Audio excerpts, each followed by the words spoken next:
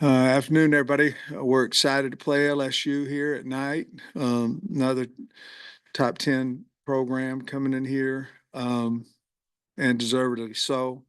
Very well coached. Offensively, Nussmeier's playing really, really well, throwing the ball a lot of empty sets, more and more as weeks go by.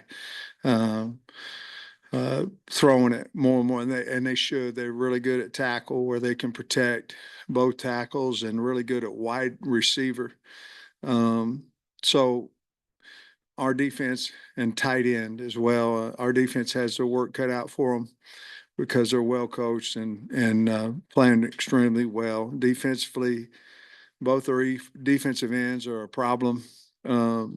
Swenson and Jones, both really good players. I like their linebacker group as good as anybody that we played, uh, starting with Weeks and then Penn and Burns. They're really good players. And then Gilbert's playing really good at safety, making a lot of tackles for them there. Um, Defense probably is what you notice a little bit more this year, the improvement that they've made over last year. And then their special teams are really good as well. Have a great punt returner and kickoff returner. So they're in the top 10 for a reason, because they've well coached and big and fast. So we're excited about the challenge, but it certainly is a challenge. Very good going. Yeah, any update on Taylor, and how have you guys kind of managed him this week and last week? Last week it was probably that way, Trey, for everybody on the team. We was trying to get healthy, but yet um, uh, get some physicality as well on Thursday. Taylor practiced. First was a walkthrough, which he would be practicing whether he was healthy or not, in that. But he's practiced each day. We're hopeful that he'll be ready to go. So I feel like he will, but we'll have to wait and see a little bit more. I probably know a little bit more about Tuesday, Wednesday, but we're hoping that he's ready to play, and we think he'll be able to. With the Oklahoma State game, you guys were able to watch the game live because y'all played on a Thursday, their Saturday game. Did y'all watch the LSU game any kind of capacity like that? I think our staff did. I watched the last quarter, I guess, live. Certainly, obviously, came in yesterday and watched all of it, but I think most of our staff did. I didn't see it. I was at a concert.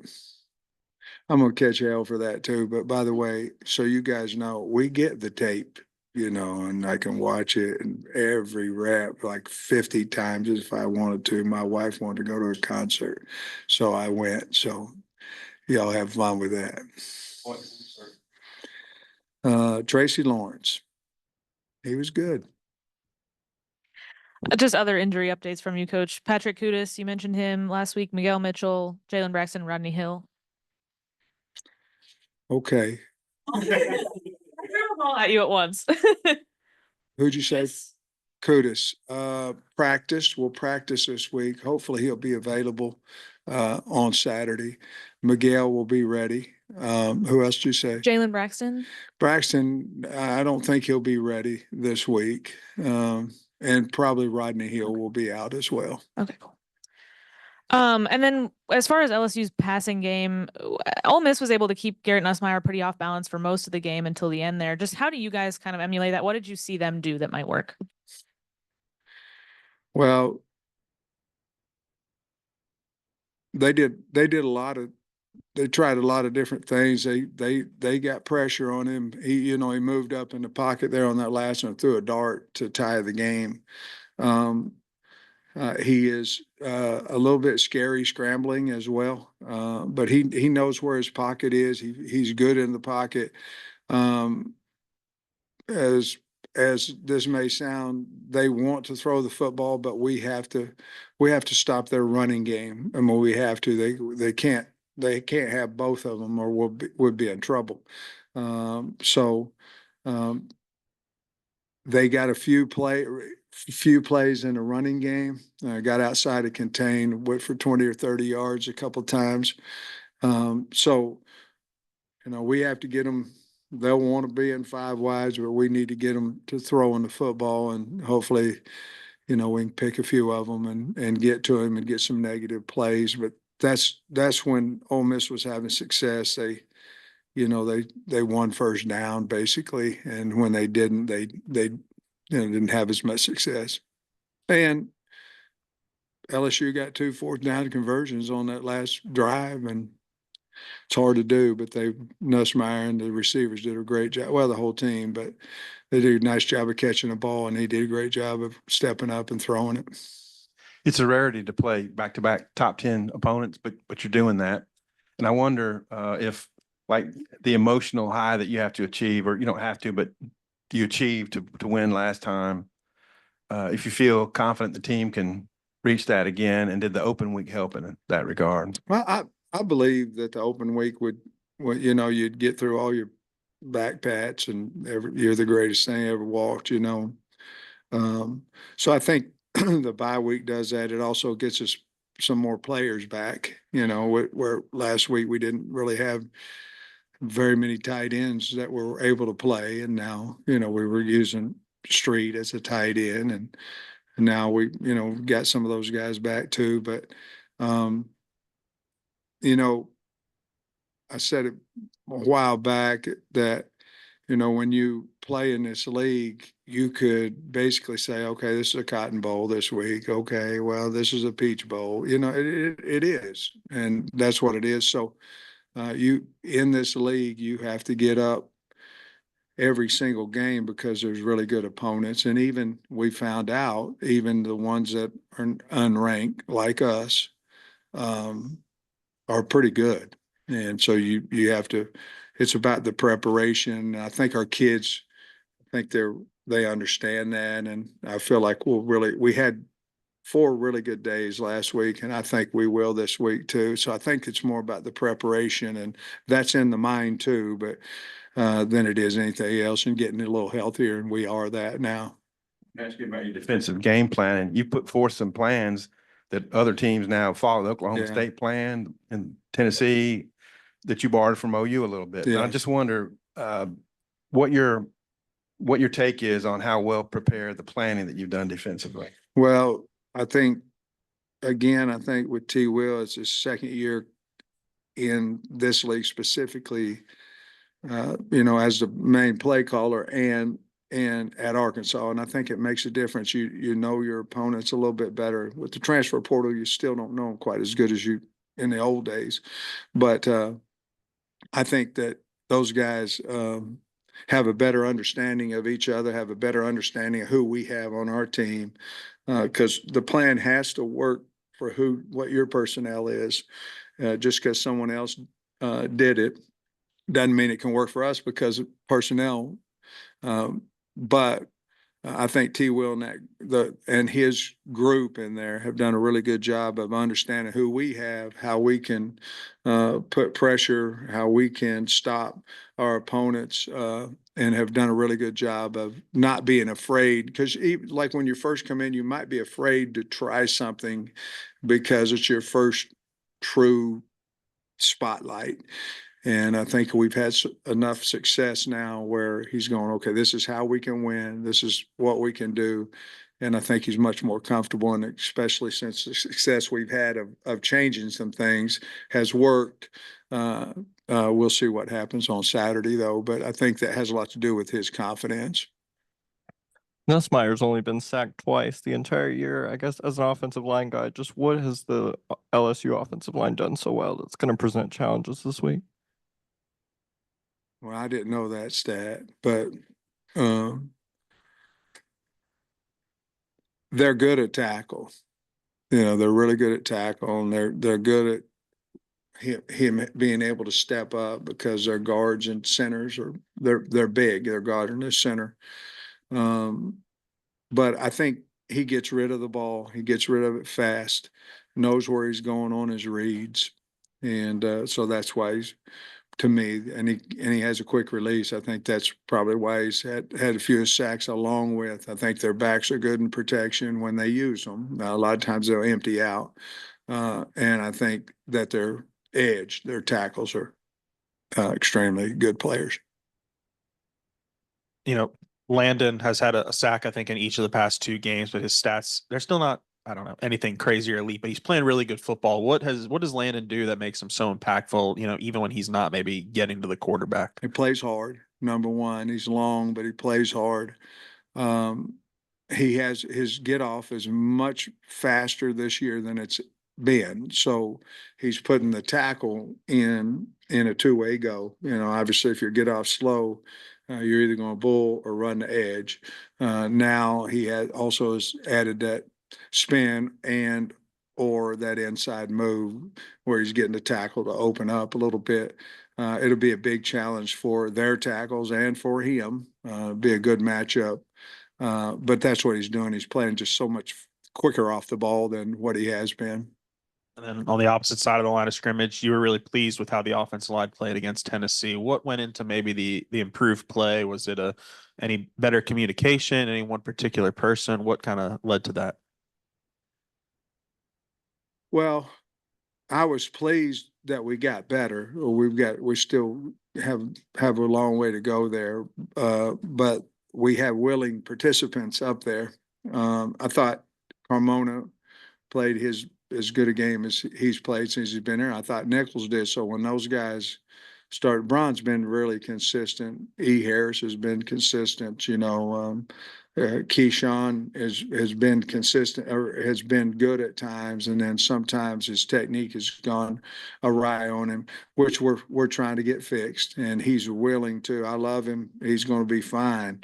But I think as a group, they all 5 of them had some of their better game, a little bit better game than what they had before, and that makes them together. We didn't have the blatant missed assignments as much as we had in the past. Talk about Braylon Russell, because I feel like we talk about him a little bit here and there, but just overall, what has he shown you since the day that he walked on campus for him to play such a role early on as a freshman? Well, freshmen to get on the field, I think the first thing they have to show you is that they're tough. I mean, that's because if they're not, they'll be on for a game and off for 2, and so he's shown us that he's tough. And he's also been willing in pass protection, and those 2 guys with him and JJ, we need them to be because they're big guys. And but I thought that he would run the football about like what he is, that he'd be a force and he'd get downhill, and he's faster than people think. But we went from spring ball to, well, he may help us in a year, to middle of spring ball. Hey man, he might be 3 or 4, now, and then to the end of spring ball, he's one of our top 3 backs. And then, so each week we've just, and I think we showed off, I can't remember who we brought him in against, it might've been Auburn or maybe UAB here, where we brought him in. His first carry was on the 2, I think, for a touchdown. And so that told him and everybody else that we have belief in him. But the bottom line is he's run the ball hard, and we expect him to increase each week in his production. Confidence heading into that Tennessee game, but do you think that final drive and how he was able to help that final drive have success, help him in the bye week, and maybe feel like he can take on a little bigger of a role? Yeah, I think anytime somebody has success, that half the game is in the mind, and how do you feel about yourself and confidence and all that. And I think that certainly had to help him, along with that it helped the guys blocking for him, that they feel like, so all that kind of collides in 11 people. But it started with him running over a guy or 2 in that last drive, I think. Question about Braylon, just the maturity he maybe have that might be a bit older than his years as a freshman. Yeah, he's always kind of been that way, and hadn't said a whole lot when he speaks. He's thought about what he's going to talk about. But yeah, I think that's just from his mother and father and the raising that the upbringing that he's had. But he's very mature for his age, and attacks practice that way as well. Every game since you've been here with LSU has been a 3-point game, one way or the other. You probably see another game just like that this weekend. I believe it's going to be a close game. They have a really good team, and so do we. And so I think it'll come down to turnovers or whatever. You know, we've got to play a smart game, physical game, because they're very, very physical. But we have high respect for them. But I think it'll be one hell of a game to come watch. Coach, you said you hope to have Kudus available. Does that mean he could play? Yeah, means he could. He certainly could. He's still having some pain in his back, and we've got to eliminate that before we put him out there. But he practiced all 3 days last week, but of course one of them was a walk. But Shift things around. How would you? man, we're working on that one, Trey. So we'll have to see if he's available first. Is that what you meant? You might have just been speaking in generalities on Wednesday, but you said bye weeks are for position moves and things like that. Was that anything like that? Or maybe something Oh, it else? could have something to do there, you know, if he's available, but he's got to earn the right to get on the field through his practice first. But no, there's anytime you have bye, you go over your entire roster and you try to say, okay, if putting him here, does that help us? Putting him here, does it hurt us? And you got to be right when you do that. You know, you can't be wrong because it's not going so bad as it is. You know, but like Hudson Clark, you know, what do you do with him? You know, what do you do with him? Because he's a really good player, and how do we get him on the field more? And all those things. So all that kind of goes hand in hand with the bye week. I know you guys shorten practices a little bit, but a lot of times coaches will use bye weeks and scrimmage players who don't Yeah. play much or anything. Any of that, and anybody stand out? No. You know, what's happening nowadays, you have several different things going on. One of them is I want a red shirt. You know, I want a red shirt because for whatever reason. So now you lose 2, 3, 4, which we've lost a couple guys. And then you're sitting here going, well, you're trying to get people healthy, but yet you're willing to go out and crush your scout team, your exchange guys, to get them more of a look. We played 59 players, I think, last week. So we are depleted, like probably a lot of people on scout team. So we decided not to do that because obviously anytime you lose somebody, that puts stress on others, and they have to go 8 plays in a row instead of 4 or 10 plays in a row. And so as much as I hate that, because we used to do that, we weren't able to do it this one. Would we do it the next one? I don't know. It depends on the health of the team. But those kids always like to do it, and we do too as coaches. But we just felt like right now, because of where we were, you know, the injury list about that long, and we kind of wanted to shrink it a little bit, so we didn't do it. I'm not sure if Koshke was on Christina's list, but what's his? Yeah, he's ready. Thank the Lord. It's good for him. All right. And then you played 3 redshirt freshman quarterbacks in a row with Auburn, A&M, and Tennessee games. And now you're facing a guy who's been through it a little bit more. How does that maybe play into the calculus of how you defend them? Well, along with they can protect him, and he's got really good wideouts and tight ends. It will affect what we try to do against him. We have high respect. He's a really good thrower. But those other guys you're talking about, besides Marcel Reed, you know, because he hadn't had as much game time even this year. You know, he didn't start as a starter. We thought those other guys, and we thought he was too, because they all 3 were really good players, are really good players. It's probably still the same thing. You got to move the guy from where he wants to throw the ball from. You have to get in his face. You have to push the pocket. We just know that Nussmeier's older, and with that sometimes it becomes wiser, you know, and so I don't know how much it'll affect it, though, to be honest with you. This question's from Andrew Hutchinson. He wanted to know about if there have been any redshirt decisions that were made that you know of. No, none at all. You've been doing it now for, I guess, 3 weeks. Just thoughts on the SEC availability report. Has it made any difference? You got knowing also which players might be out for the other team that you're going up against. Well, I still think the answer you'll see is probably on Friday. I still think it's that way. I think the outs are the people that everybody in the world knows are out, and then your probables and all that. But we certainly look at it, and hopefully that we can find information out on that as well. But we do look at it. Kyron Lacey, the LSU's number 1 wide receiver, just another great pass catcher. What about him makes him so dynamic, and what do you have to do well to limit him? His ability to control his body. I mean, he can go up over the top of you. He can stop on a dime. Probably that, his route running. He's got everything, but he can. It's amazing they replaced who they had with other great wide receivers. But him catching the back shoulder there at the end, really good play. The thing about Lacey is if you look at that game, and I don't know what it was, maybe played 15, 14, 21, somewhere in there. I mean, it looks like he gets hit. It looks like he can't even come back.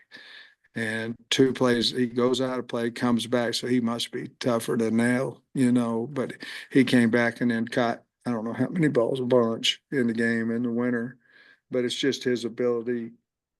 He got natural ball skills, but he can control his body as good as anybody I've seen. Do you consider yourself having a secret weapon with Devin Bell? Because that last punt that he kicked Yeah. was 66 yards. It flipped the field 27 yards and made it, a lot more manageable with Malachi, because we started on the 41 or 42 yard line. So Yes. is he that good? Yes. He looks that good. Well, the other thing too, he's infectious. I mean, the guy's got the greatest personality of anybody, and he's just a lot of fun to be around. But,